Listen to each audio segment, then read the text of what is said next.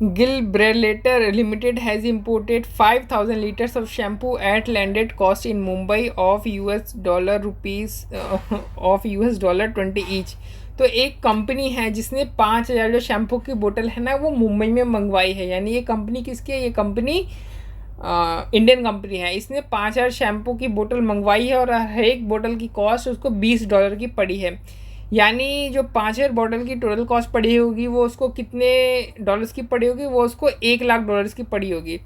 The company has a choice for paying for the goods immediately और इन 3 month time. Company के पास 2 choice है, या तो वो कंपनी की पेमेंट, या तो वो जो उसने जो परचेज़ किया ना उसकी पेमेंट अभी के अभी कर दे। यानी US डॉलर जो 1 लाख है उसकी पेमेंट या तो अभी के अभी कर दे या फिर 3 महीने बाद करे।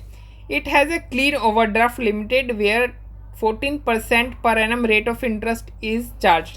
कह रहा है कि एक कंपनी है जिसका नाम है क्लीन ओवरड्राफ्ट लिमिटेड, जहाँ पर 14% की जो इंटरेस्ट रेट है ना, 14% पर एनम की इंटरेस्ट रेट वो चार्ज करी जाती है।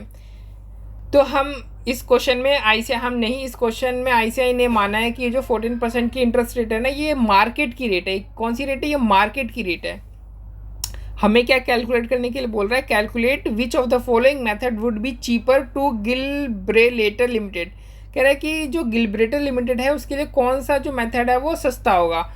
पहला मेथड ये है कि आपको 3 महीने बाद पे करो, 3 महीने बाद पे करो और उसके ऊपर 10% का जो इंटरेस्ट है वो चार्ज करेगा एक्सपोर्टर आपका। और दूसरा ये है कि आप अभी जो करंट स्पॉट में है वो मामला सेटल कर दो एंड पे इंटरेस्ट ऑफ द ओवर। ये छोड़ो, इसको रहने दो, इसको पढ़ने से और कंफ्यूज जाओगे। ठीक है, फॉरेन रेट्स आपको दे रखा है, स्पॉट रेट दे रखा है $1 = 60.25 और 60.55 का दे रखा है। अब 3 मंथ का स्वैप दे रखा है। स्वैप मनी स्वैप पॉइंट्स, ये क्या है? ये स्वैप पॉइंट्स है। ठीक है, स्वैप पॉइंट्स 35 और 25 मनी जो डेसिमल प्लेसेस के जो डेसिमल्स के जो आखिरी प्लेसेस हो गए ना उनको हमें इन नंबर से रिप्लेस करना है। क्या करना है? इन नंबर से रिप्लेस करना है। अब आप ये देखो फॉरवर्ड कैसे बनता है, स्पॉट प्लस प्रीमियम या फिर माइनस डिस्काउंट करते तब हमारा क्या बनता है? तब हमारा फॉरवर्ड रेट बन जाता है। और ये 3 मंथ का हमें यहाँ पे फॉरवर्ड रेट बता रखा है। ये फॉरवर्ड रेट नहीं है, एक्चुअल में क्या है, ये जो प्रीमियम या डिस्काउंट है ना उसको हम स्वैप पॉइंट्स की तरह से भी प्रेजेंट करते हैं। तो स्पॉट हमें पता है ये हमारा स्वैप है, सॉरी स्पॉट है। अब प्रीमियम या डिस्काउंट हमें स्वैप पॉइंट्स की रूप में हमें दे रखा है। तो हम क्या करेंगे? स्पॉट में या तो प्लस करेंगे या तो लेस करेंगे। अगर प्रीमियम होगा तो प्लस कर देंगे, डिस्काउंट होगा तो लेस करेंगे। तो पता कैसे चले कि प्रीमियम है या डिस्काउंट है? तो ये देखो ये घट रहा है, ये क्या हो रहा है? घट रहा है। तो मतलब ये क्या? डिस्काउंट है। तो हमें फॉरवर्ड में जाने के लिए क्या करना पड़ेगा? हमें स्पॉट में डिस्काउंट माइनस करना पड़ेगा। तो हम क्या करेंगे? 60.25 माइनस 0.35 करेंगे तो आंसर आएगा 59.90। ये हमारा फॉरवर्ड है, 3 मंथ फॉरवर्ड का रेट है ये पहला रेट। दूसरा रेट क्या होगा? 60.55 माइनस 0.25, क्योंकि ये डिस्काउंट में है ना, दोनों तो डिस्काउंट है इसलिए हम क्या करें? स्पॉट में से डिस्काउंट माइनस कर दें तो हमारा फॉरवर्ड आ रहा है। तो 60.55 माइनस 0.25 करोगे तो 60.30 आपका फॉरवर्ड का दूसरा रेट आ जाएगा। 3 मंथ फॉरवर्ड का पहला रेट आएगा 59.90 और 3 मंथ फॉरवर्ड का आपका दूसरा रेट आएगा 60.30। ठीक है, अब हमको दोनों ऑप्शन में से बताना है कि जो दोनों ऑप्शन में से जो अच्छा ऑप्शन है वो कौन सा है।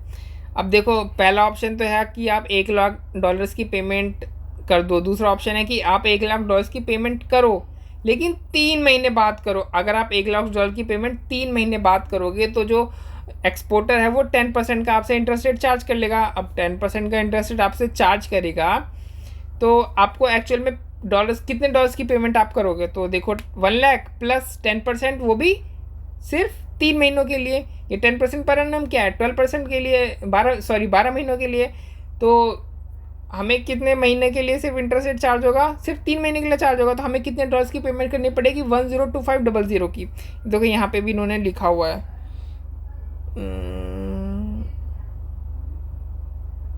खैर छोड़ो, ये रहा, हाँ ये रहा,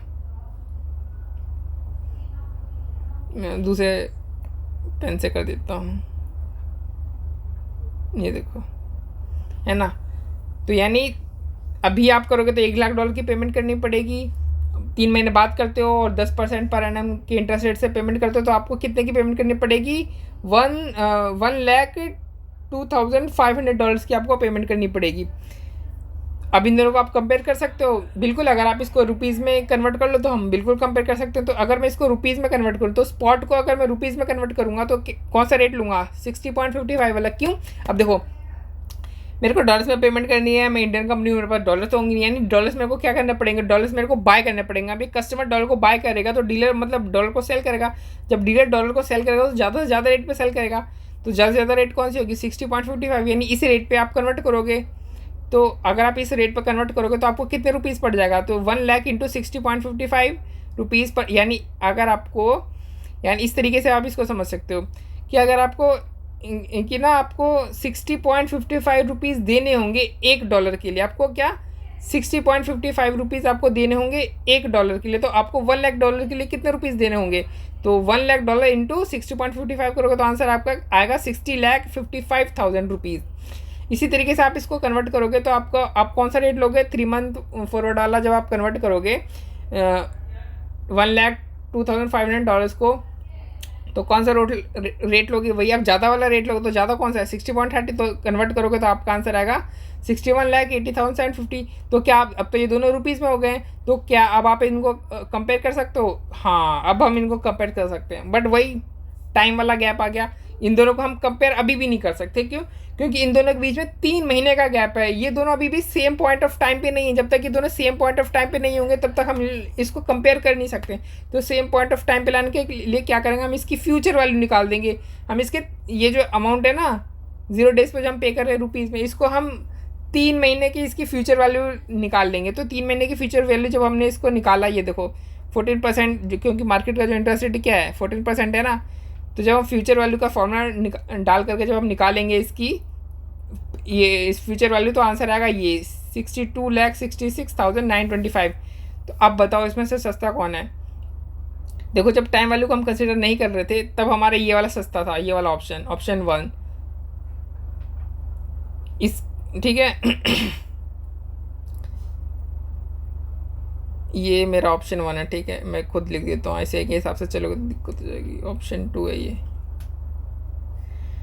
जब मैं टाइम वैल्यू को कंसीडर नहीं कर रहा था तो मेरा ऑप्शन 1 सस्ता था और ऑप्शन 2 महंगा था। लेकिन अब जब मैं टाइम वैल्यू को कंसीडर करके देखूं, यानी इसको जब मैं 3 महीने बाद इसकी फ्यूचर वैल्यू लूं और तब कंपेयर करूं, तो मेरे को ऑप्शन 2 सस्ता पड़ रहा है। कौन सा? ऑप्शन 2 सस्ता पड़ रहा है। और ICI के हिसाब से जो ऑप्शन 2 है वो क्या है? वो ऑप्शन 1 है। तो ऑप्शन 1 देखो ICI ने बोल रखा है कि प्रेफर्ड है। ऑप्शन 1 में इसको कितने की पेमेंट करनी पड़ेगी? 61,80,750 की, ये रही ना। और ऑप्शन 2 में 62,66,925। यानी मेरे हिसाब से ये ऑप्शन, मैंने इसको ऑप्शन 2 माना था और इसको मैंने ऑप्शन 1 माना था। तो मेरे हिसाब से क्या, मेरे हिसाब से ऑप्शन 2 यानी ICI के हिसाब से ऑप्शन 1 जो है वो क्या है? बेस्ट है।